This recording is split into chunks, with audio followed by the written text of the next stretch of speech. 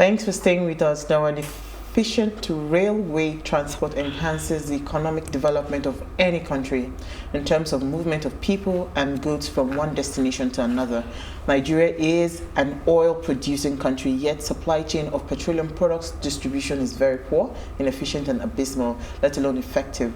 Railroads are the most efficient transportation mode for moving goods on the Earth's surface. Railroads are particularly important for the movement of commodities that are heavy and move in bulk over long distances, where the transportation spend represents a large portion of the total delivered cost. Now, railroads created more interconnected societies. Countries were able to move easily, work together due to decreased travel time. With the use of the steam engine, people were able to travel to distant locations much more quickly than if they were using only horsepower. That's in those days. So transportation, with the advent of light rail, high-speed rail, the tramway, we all use now, you know. So we're asking, especially in the Western world, we're asking how effective is our own back home here in Nigeria, our rail network in Nigeria. Now, please let us hear what you have to say. Remember, you can join the conversation. Send us an SMS or WhatsApp to 081-803-84663.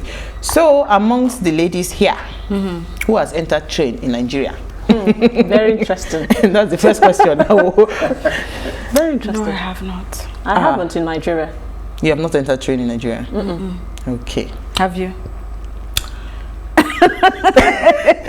It's interesting. Well, I haven't entered the train yet in Nigeria, but my mom uses, and she can swear by it, that is the best thing that happens in sliced bread. Really? She uses because they live in Kaduna State. So most times she prefers to use the Abuja airport because of the insecurities around the Kaduna airport area. So what they do now is take a train to Abuja, board their flights, and you know, like that. When she's going back, she does. I think that line works really well. It's perfect. I mean, it's perfect. When they had a downtime, I know how many people, you know, it was almost like prayer and fasting for them to come back, you know, on time. Then again, the Ibadan, Lagos. I mean, a friend of mine, they had a wedding on Saturday, the one we attended on Saturday. They had a burial on Friday. You know, normally before you have to drive and all of that. The next thing I saw her posting a pictures at the rail terminal. She's going to Abuja, Ibadan for burial and all of that. So, I mean, I know a lot of people that have used it. So we just actually booked the Lagos Ibadan. We want to go and just have the experience. At least I've been to the terminal in Yaba, and it's so beautiful. I mean, I'm planning to do a video on that. It's so beautiful. At least I can say that one. So maybe when we go and enter it, I want to enter the VIP side. That side that you sit down and you see big TV. I like the VIP side. I like comfort and enjoyment. That's what I want. Let me bring in our guest. As you can hear, it's already chocolate. Engineer Freebom Edetalen Okhiria is the managing director of the Nigerian Railway Corporation, with the responsibility of providing leadership and strategic direction for the achievement of the vision of the Nigerian Railway Master Plan. He is a professionally qualified electrical engineer with a significant achievements in the field of electrical, mechanical, signaling, telecommunication, ICT, installation, maintenance, and repair of electrical equipment and rail transport since 1988. His extensive industry experience covers the design, development, installation, and supervision of many multi-million naira projects from the inception to completion. And we are super honored to be hosting him live in studio with us. He came to grace us. I said, thank you so much. Thank you. I mean, you heard us talking about our experiences with the rail. You know, it's so interesting that I mean, a lot of people now, we just do it for the fun of it. We just want to board a train just to go and experience it. How does that make you feel? I feel good. And you can have the train ride on me. Thank you. A complimentary ticket. Oh, thank you. And it's a good thing that is happening in our time. And you didn't mention what it happened, but that is the craze of the moment. Wow. Yeah. People leave Benin, go to Agbo. People leave Port Harcourt, come to Warri. People leave Benin, go to Oropi to board the train to Itakbe, then go to Abuja. People leave Abuja, come to Itakbe, use the train, if they are going to this southeast, south-south, they use the train. And the rolling stock, that is the coaches, it's not for today, it's for tomorrow. Because when we planned it, the minister said, come out with the best.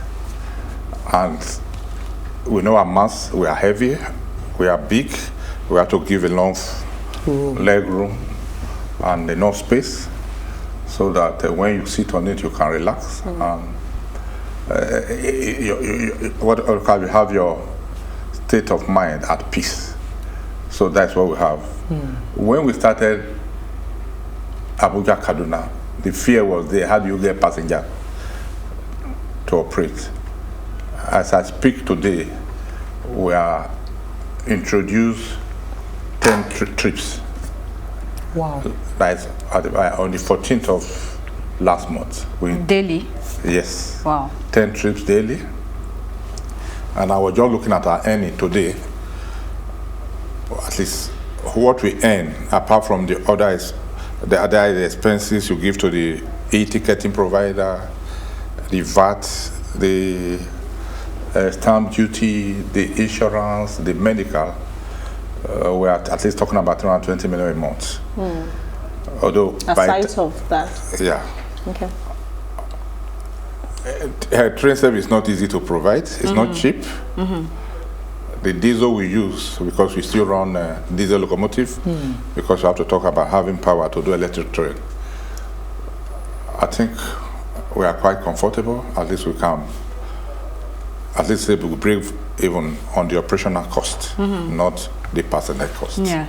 So Lagos Ibadan is coming up. We started with return trip, that is 2 trains a day. We will move to 4. And as we promised Nigeria, by January next year, we should be having 12 to 16 trains a day. From Lagos Ibadan. Lagos Ibadan. Yeah. So we started with Wari Itakbe with 1 return trip. Today we are running 2 return trips. That is 4 trains a day. And right from Wari, we get up to 600 people boarding the train. Wow. And I think it's encouraging, which means Nigeria love goating and they like goating. Right. I would like to ask you a question very quickly. What new rail projects are coming up on a short to medium term? We have a lot. How many of them? We have a lot of them. I don't want to call them dreams because they'll be reality. Okay. Just last Wednesday, FEC approved the Calabar to Lagos rail modernization.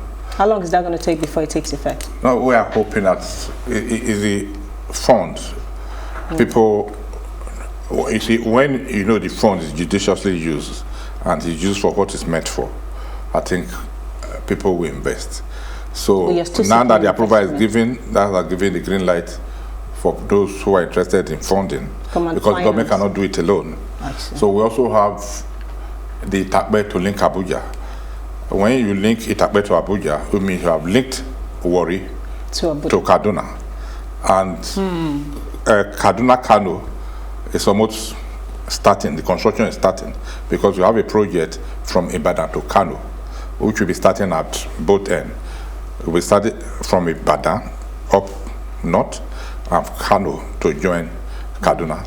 So if you can link Itakbe to Abuja, do you know draft? Yes. You know draft. You know what you have, DG, the DG line. So that's the central line as a sort of what you call the DG line. Or the central line. Yeah. I saw somewhere in the news today that Lagos to Kano should be starting this Friday. How true is that? That is narrow gauge. We were to start last Friday, but unfortunately we have in the Osogbo, they constructed a new road that diverted flood to the track, and it affected it drastically. But our engineers are at site trying to see how they will restore it before Friday. Okay. You know, we are running that before the COVID, but during COVID, we stopped, and by the time we came back, the grass overtook the track. As we are clearing, we discovered that some of the track had been vandalized, clips removed, fish plates removed, some rail removes. But we have fixed them and we are using it for as a trial run, moving Kaduna State pipes from Lagos to Zaria. Okay, I was going to hold off on the vandalizing part and the part of us, going to destroy public property, to much later. I wanted you to give me, like the impact of all this connectivity that has been happening in terms of economic, because we're talking about economic impact, in the country. And I mean, we had a guest 2 Fridays ago that talked about, that in fact, he's not even asking for too much. If we can fix just the rail in terms of infrastructure and connectivity, that rail can solve a lot of connection problem, what's it called, commerce, and it can bring a lot of commerce and activity and everything in the economy and make the economy thrive. So how true is this, and how much impact have the rails currently running? How much has it had on the economy? Without an effective rail, the country cannot grow commercially, or because without good logistics. You see, on land, how do you move? You have to move not just passengers. You talk about goods. Goods, yes. You have to move the container from one place to the other. You have to move finished product from the factory industry to the market. And how do you do that? How do you move them cheaply? It's by rail. Because you have to produce in bulk. Rail can move in bulk. Imagine 25 wagons carry 40 tons of finished goods to one spot. Imagine 20 tankers or 44 liters of petroleum products arriving in a city. You don't talk about scarcity in that place. So, and apart from that, the indirect impact on employment is so massive. I will refer you to Idu, or the place called Rigasa. Rigasa, yes. Yeah, Rigasa. People were scared of going to Rigasa. At the time we wanted to break ground in Rigasa, we ran away. So, and when we were security, scared. If you lived in Kaduna, during the crisis, the religious crisis, those are one of the hot zones. A terrible place then. But now, you can see launches coming up here and there at Rigasa. People now know that they have to accommodate people.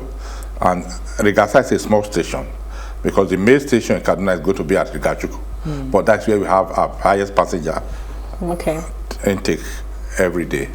We have more passenger because everybody coming from Kano, from Jigawa, from Zaria, come to Rigasa to board the train to Abuja. Unlike you have alternative in Abuja. You have the Idu station, you have the Kubwa station. So you can see how that place is getting expanded. Then if you go to Idu, you see factories coming up, warehouses coming up in anticipation. By the time the rail start moving and they finish, the goods will easily be moved with a cheaper rate. And right now, what we do in Nigeria is that if you make 2 or 3, you take to the market, it become high. But if you move them in bulk, it's cheaper. Definitely. So we are talking about food security. We're talking about the cheaper rates because of the cheap rate of moving goods in mass. So you talk about employment generation.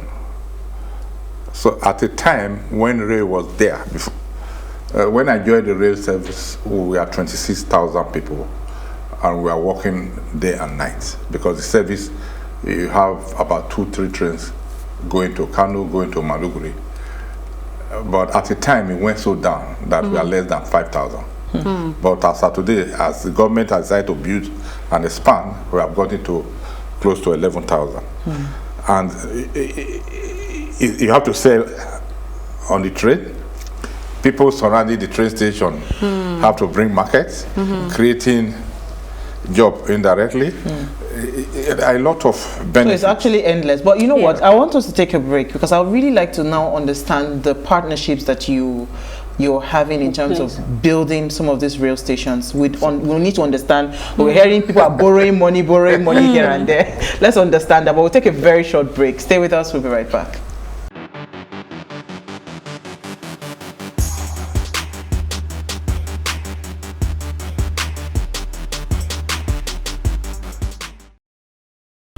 Now, if you just tuned in, we're having an amazing chat with our boss, the Rail Corporation chairperson. So on infrastructure, and we are reviewing our Nigerian rail network in this country. I mean, some amazing things are happening, but we want to understand it better. So let us hear what you have to say. Remember, you can join the conversation. Send us an SMS or WhatsApp to 081-803-84663. All right, so before we went on the break, I was just asking about partnerships. Can we understand what's the partnership with China? Yeah. You know, and how is it going? And are we looking to see more partnerships? And you talked about diesel consumption in terms of operating our rail networks. I hear that there's a partnership currently going on with Germany for our power. So are there going to be are we going to be seeing some of synergy with the rail corporation and the power sector, so we can now have cheaper, so we have electrically running trains? Yeah. Okay. I will start with the partnership we have with Chinese Exim Bank. It's what we call G2G, government to government loan. And the first one we used for Abuja Cardinal Lagos Ibadan was a concession loan at a very the rate is mindful, not that heavy, and you don't take the money by cash. So a contract is given and the money remains in China, and when you finish, that's what we call interim payment certificate, the engineer, which is a consultant, satisfy the job, the people to make the payment come evaluate. It can either be less or more than they pay. Okay. So you can only pay for the work done. So the fear of saying securing the money or because of that emergency, is already taken care of. That is taken care of. And why did Lagos Ibadan move so fast? It moved so fast. One, the present government brought out their money and bulk, the 50% catapult funding, and they have now to lay pressure on our partner. Same thing we are doing in Kano, Kaduna. We have made some payments, say start work. Why we finalize the counterpart from coming abroad. So the Kano, Kaduna, this month I think some work will start. They are mobilizing. Land acquisition for the right of way is presently ongoing, and the minister I think has fixed a meeting for next week at the first site visitation from Kano end to check the land has been acquired for the construction. And there should not be fear whether the money will be mismanaged or not, because nobody is keeping the cash in Nigeria. So it's just access to finance, and that when due. Yeah. We have some other countries, Europe, America, are not coming to be a part of the road, like the Coastal Rail, maybe some other country and other banks, and now trying to see if we can harness commercial banks to be part of it. And don't forget, we also have the Eastern Corridor. You have two contracts there. You have the standard gauge, Port Harcourt to Maiduguri, and you have the reconstruction of what we call the narrow gauge, the one that was built by Colonial Master. Because right now, we still operate Lagos to Kano using the old rail, while we are building the new one. Why? If you stop and say you wait till you build a new one, you will lose the revenue. Not the revenue. You will lose the know-how, and nobody will be talking about rail. It's good because if you say you destroy the old house, because you are expecting a new one, and if it happen, it's only when you have a house to live in that you can be talking of building a new one. So they are going, and when you have the one Kano Maradi, when we started, people were criticized, why going to Maradi and others? You see, the company that is coming to finance that from Portugal said, for you to access my money, you must get to Maradi, because Maradi is to Niger, as Lagos is to Lagos. So there are a lot of commerce going on there between Nigeria and before now, we'll be meeting as a real person. We'll be meeting with the Nigerian Republic, trying to ship their goods through the Nigeria ports, and because they are landlocked. So you need to move it by rail, because if you use the roads, supposing they have a ship to be discharged, and you say 100 trailers, the 100 trailers may not get to there in 6 months. And it will take a toll on the road. Because some get broken down. So, but by rail, you can count for it, and you can time how to get there. So when that opportunity came, at least we have to hook on it. And don't forget about the ECOWAS agreement of linking all ECOWAS states together by rail and express to improve on our commerce. That's where we are. And we are targeting, the minister is insisting that 18 months to link Kaduna to Kano, and 18 months to link Port Harcourt to Maiduguri on the old, reconstructing the old narrow gauge, so that we can start operation, so that the congestion in Apapa, some of the goods can go to Port Harcourt, and you can use the rail from Port Harcourt or from Warri Port using standard gauge, if we are able, because the Takbe Kaduna is a PPP arrangement. We had a company who promised that they will provide the fund and they will operate that line. And if the money is not realized, government needs to support. That is the arrangement we have there. So we are, then immediately we signed the agreement, this COVID-19 came in and it slowed down everything. But however, the company is coming back. We are discussing and see how we can mobilize so that we can link, and that it will link Opagina because of Dangote cement. So when you move goods by rail, the road they'll suffer less. The wear and tear on the road will reduce, and we move, let's say, about 1,000 passengers from Lagos to Ibadan.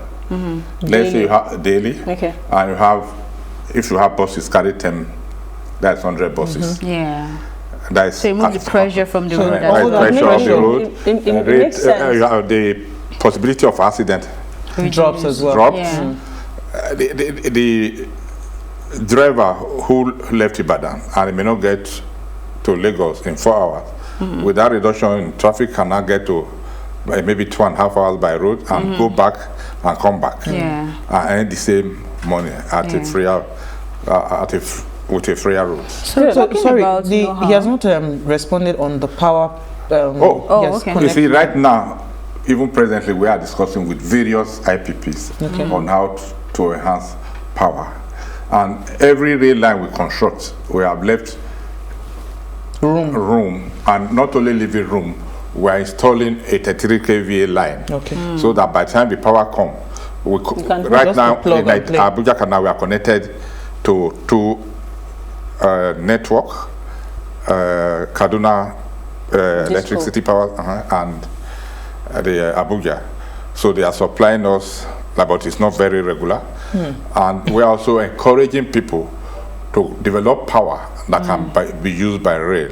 So the headroom and everything, we make sure we provide them in our design and construction, so that we can. Once it's ready, just plug and play. That's where we are. So talking about the know-how, like you mentioned, and then the direct jobs, rail is here to stay. At least we are getting a hang of it now, and we are working, right?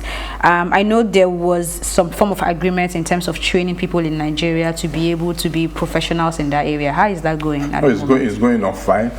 I'm a rail person. Immediately I left the university, I did not work elsewhere. I joined the rail, and we have a lot of us like that. And you see, the rail is an industry that you don't teach it in university. So you have to learn on the job, or either within or outside. What the minister has done and the Nigerian government have done is that, as a social corporate responsibility, the contractor has taken about 150 secondary school leavers between, at least, I think, maximum of age 18. to go to China and study. Those who can get to PhD, we have it. Those who can get to first degree or HND, we have it. And also, they are developing a university at Daura, and those people will be the pioneering student people, not student, to teach, joining the experts that can come from abroad, and those of us that have the experience to teach. Oh no, you have the experience. Well, we have a comment. Now, rail network is not cheap. Okay. And I hear you say you do some kind of counter funding, which means the Nigerian government has to bring some funds while you still have to borrow some from China or anywhere else. What effect does this have on our debt profile, considering that we are really indebted as a country? You see, I'm a realistic person. You see, I will refer you to my late governor of the old Bende States. Okay. Rosalie.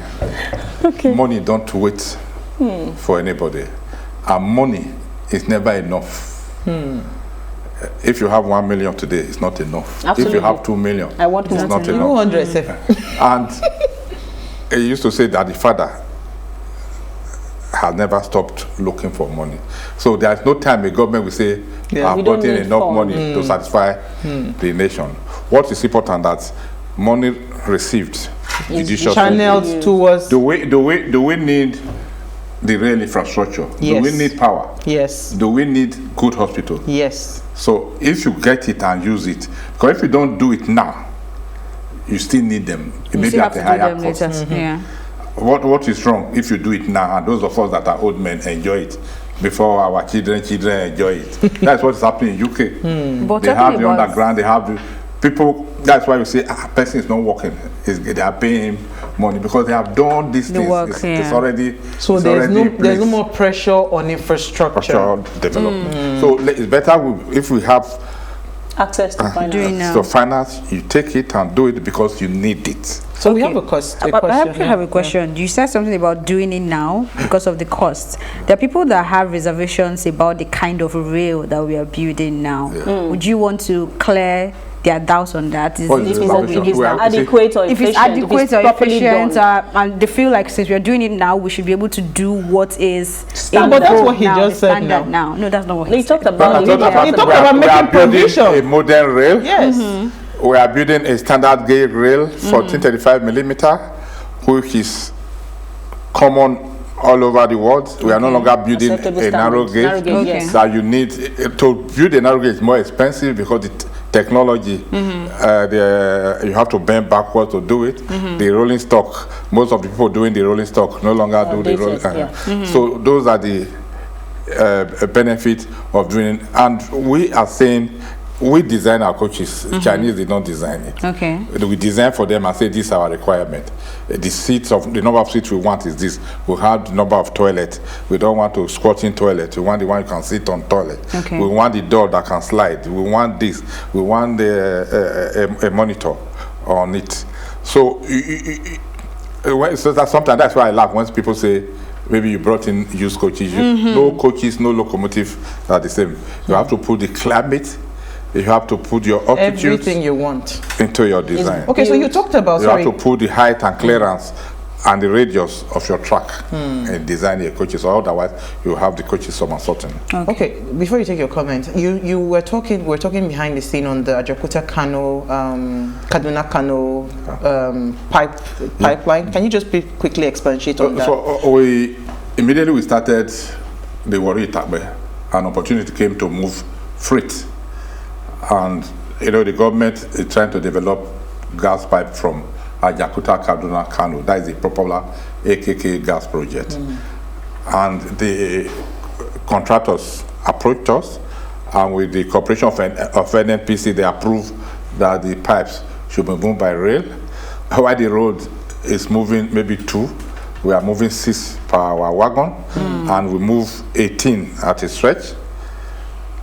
And it's less than a day journey. So as of today, we have delivered a lot of pipes, and they are finding it difficult to move the pipe by road because the rail has not gotten to where they are going to. So we have a wagon loaded of pipe as at yesterday, but no space or no vehicle to take them to the next place. So that is the beauty of rail. instead of pursuing 18 trailers, we are just pursuing 2 drivers and probably 1 monitor person. Okay, so we have a comment. We have a comment. Is actually a question. Good evening, ladies and gentlemen. I want to commend Nigerian Railway Corporation MD and his dedicated teams for job well done. It takes dedicated teamwork to achieve such great projects. I was impressed to see some station operational. Please, when will Lagos Port Harcourt be ready? Your administration should advise the government on heavy punishment to deal with any bad-head citizen that vandalizes public property.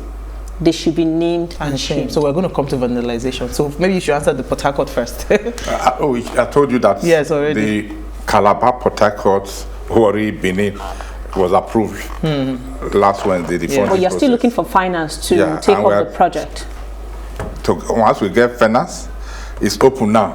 Okay, so talking about finance, can I as a private individual just walk up to you and say, you know what, I want to take on that project? Because I'm still having a bit of struggle that you are the ones handling the maintenance and the running of the stations. Why can't we have private citizens, private companies, you know what, let us take over, like what we have in Lagos State government now. For instance, the LCC is a private company that partnered with Lagos State. Can we start to have that? Would it not reduce the burden on you as a government? Well, you see, every time I face the public, I say we are open. People talk about amending the act, amending the law, but the act also gives room. You come, we discuss. You say, okay, you know your responsibility. The government, as Stroke NRC, know their responsibility. You sign it, that overrides every other thing. People come and say, okay, they want to construct. We say, okay, we give them every day. They make presentation, but we find them difficult to come back because my sisters, rail business is not cheap. So, but we encourage them, even if just to bring the rolling stock, coaches and locomotives, we encourage them. We give them the window to operate and even help them make sure because they are going to impact on Nigerians. So we can even bend backwards and make room for them to benefit part of it. And not just encourage them because it's a lot of investment they are bringing in. There's a discussion around privatization of NRC. Nothing, nobody's holding anybody.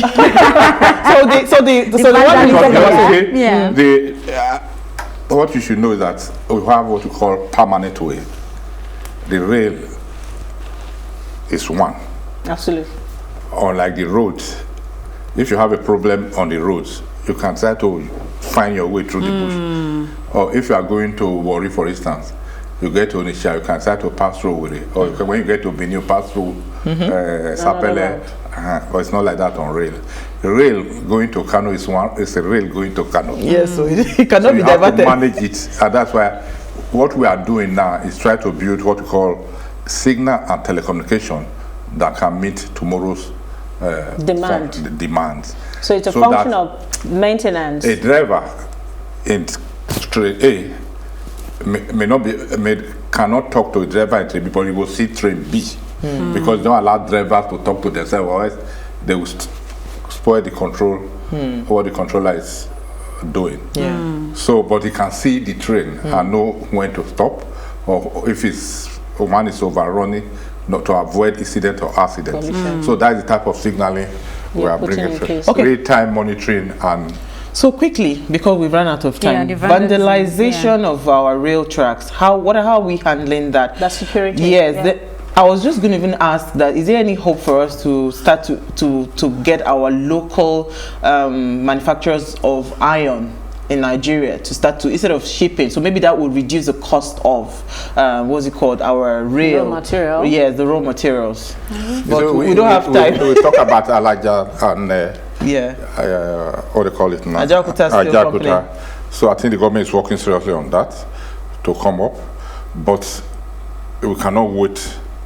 Say that on the vandalization, we are putting everything together to ensure we stop it. We are encouraging our force enforcement agency, that police, soldiers, to stop and search trailers on road, and they have visited numerous reports. Last time we counted, we had about 300 people arrested, including Chinese, and Chinese. Some they are just going to court now and jailing them. Yeah, I think people will learn from there, and we are trying to engage community. Because I would say people we are bad. I'm not exempting myself. There is a place we engage community.